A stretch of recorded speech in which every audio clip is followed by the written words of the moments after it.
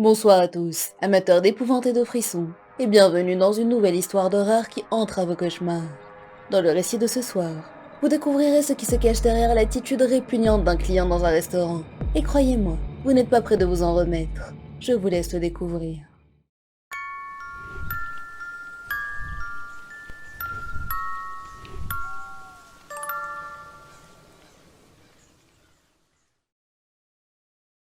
Je travaille dans un restaurant, et ce que je vais vous raconter concerne un client qui est venu 3 jours de suite. Il avait de longs cheveux gras, des yeux enfoncés et une barbe inégale. Il portait un pantalon de jogging gris sale et un t-shirt blanc à rayures dans un été bien pire. Le premier jour, il a fait la queue devant moi et a commandé un café bien noir. 1,50 $, s'il vous plaît, je lui ai dit. Il a fouillé dans son sac banane rose fluo et m'a tendu une poignée de petites monnaies. J'ai senti les pièces mouettes toucher ma main et j'ai frissonné de dégoût. Il m'a fait un petit sourire tordu, a pris son café et s'est installé à une table vide dans le coin. Je me suis penchée vers ma collègue pour lui demander si elle avait déjà vu ce type, parce qu'il me donnait la chair de poule. Mais elle a juste haussé les épaules, occupée à plonger des churros dans du sucre. J'ai servi le client suivant, tout en gardant un œil sur l'homme dans le coin. J'étais peut-être en train de le juger injustement, mais il y avait quelque chose à son sujet qui me mettait très mal à l'aise. Après un moment, j'ai remarqué qu'il n'avait pas touché à son café. Trop chaud, j'ai présumé. Bien qu'il n'ait pas commandé de nourriture, je pouvais voir qu'il était en train de mâcher intensément quelque chose. Je l'ai observé mâcher, puis s'arrêter pour mettre ses doigts dans sa bouche et en extraire une masse mastiquée immonde. Chargée de salive, il brillait entre ses doigts. Il a ensuite entrepris de coller minutieusement cette immondice sous la table.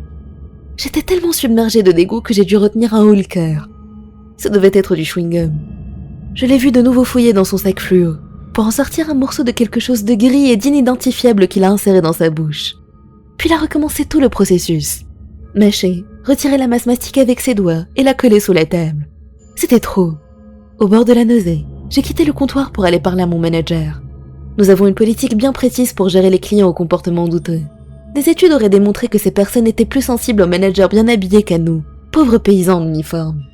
Je lui ai parlé de l'homme louche et de son attitude dégoûtante, mais il s'est contenté de hausser les épaules et m'a dit « Peu importe, il partira bientôt, nettoie après lui. » J'ai donc attendu, observant le client douteux répéter ce rituel abject.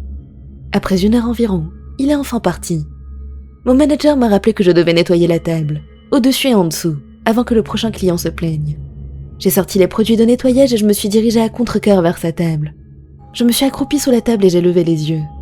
Le spectacle m'a instantanément donné une violente nausée, et j'ai fait appel à toute ma volonté pour me retenir de vomir. Il y avait pas moins de 2 douzaines de masses mastiquées humides qui maculaient tout le dessous de la table. J'ai sorti notre burin dédié, et prenant sur moi, j'ai réussi à toutes les enlever et les mettre dans un sac poubelle. En m'affairant à ma tâche, quelque chose m'a paru étrange. Ce n'était pas du chewing-gum. En fait, je n'avais pas la moindre idée de ce que c'était. J'avais déjà eu l'occasion de gratter une multitude de chewing-gum, et leur texture était consistante et élastique, se déclinant dans toutes les couleurs de l'arc-en-ciel. La mystérieuse masse, en revanche, était d'un gris terne, et avait la texture fibreuse d'un steak mâché. J'ai fini de nettoyer, et j'ai essayé d'oublier ces tâches ingrates et pénibles pour le reste de la journée. Le lendemain, au début de mon service, j'ai revu l'homme. Il était assis à une table différente, et avait devant lui un autre café noir. Debout derrière la caisse, j'ai scruté ses actes. Et à nouveau, sans la moindre hésitation, il a mis ses doigts dans sa bouche et on a de nouveau extrait une masse qu'il a collée sous la table. J'ai juré dans un murmure. Au diable la politique du restaurant. J'allais parler à cet individu et lui dire que son comportement était inacceptable. J'ai demandé à mon collègue de couvrir ma caisse et je me suis dirigée vers la table de l'homme. J'ai vu ses yeux s'illuminer alors que je m'approchais. Mais avant que je ne puisse lui dire quoi que ce soit, il a pris la parole. Vous voulez un peu de viande séchée? Pardon? Il a fouillé dans son sac banane et en a retiré une lamelle de viande. Il me l'a tendue et m'a regardé avec expectative. Non merci monsieur. Nous avons en fait une politique assez stricte qui interdit tout aliment ou boisson extérieure à l'établissement. Vraiment? C'est dommage. Il y en aura plus pour moi alors. Il a ouvert la bouche, et j'ai vu qu'il avait perdu toutes ses dents. Il a placé la lamelle de viande dans sa bouche, et j'ai pu entendre le bruit de sa salive alors qu'il l'a pressée contre ses gencives et sa langue. Monsieur, je dois vous parler à propos de ce que vous collez sous la table. Oh, je suis vraiment désolé. Je n'avais pas réalisé que c'était un problème. Je vais m'arrêter immédiatement. Très bien, j'ai répondu, me sentant embarrassée et dégoûtée tout à la fois. J'avais commencé à m'éloigner de la table lorsqu'il a attrapé mon poignet. Je t'aime bien. J'ai violemment retiré mon bras, frissonnant de dégoût. Je lui ai tourné le dos sans lui répondre, allant directement aux toilettes pour me laver minutieusement les mains avant de retourner au travail. Au fond de moi, Je savais qu'il n'avait dit ça que pour se débarrasser de moi. J'étais sûre qu'il n'allait pas tenir parole, et j'ai eu raison. Quelques minutes plus tard, il était de nouveau en train de coller des bouts dégoûtants de nourriture sous la table, avant de partir environ 1 heure plus tard. Et encore une fois, mon manager m'a poussé à les nettoyer. La table était dans un état bien pire que la veille. J'ai soupiré en prenant le burin, et je me suis appliquée à tout enlever sans vomir. Le lendemain, je revenais de ma pause lorsque je l'ai revu. Il était à une table différente et avait un café devant lui, comme d'habitude. Il était hors de question que je le laisse faire à nouveau. Je suis allée voir mon manager, beaucoup plus véhémente.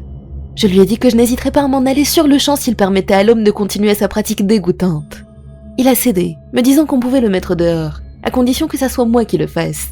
Ce lâche a choisi de rester dans l'arrière-salle pendant la confrontation. J'ai accepté, et je me suis dirigée vers la table de l'homme, déterminée à mettre fin à cette situation absurde. En marchant vers lui, j'ai remarqué qu'il avait des sacs de course à ses pieds, remplis de paquets de sel. Il m'a remarqué au même moment.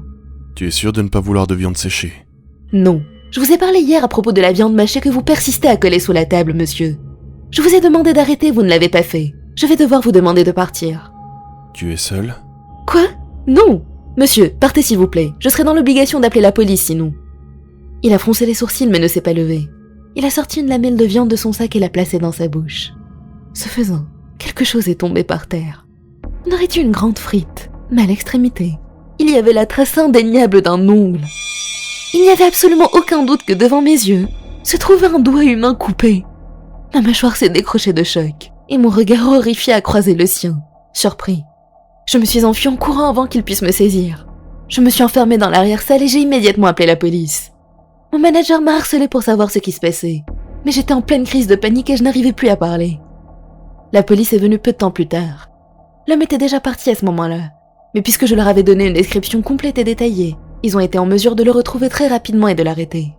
Au cours des jours suivants, la police m'a posé de nombreuses questions, mais n'a fourni aucune réponse. Ce n'est que quelques mois plus tard que j'ai enfin eu toute l'histoire. Il s'est avéré que l'homme était un cannibale de longue date. Il cherchait à trouver le meilleur moyen de préserver ses proies, une technique qui conserverait la saveur de la viande sans la rendre trop dure. Il a donc innové.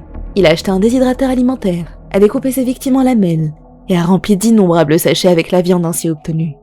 Les médias l'avaient surnommé « le tueur à la viande séchée », en référence à sa tendance à sécher ses victimes.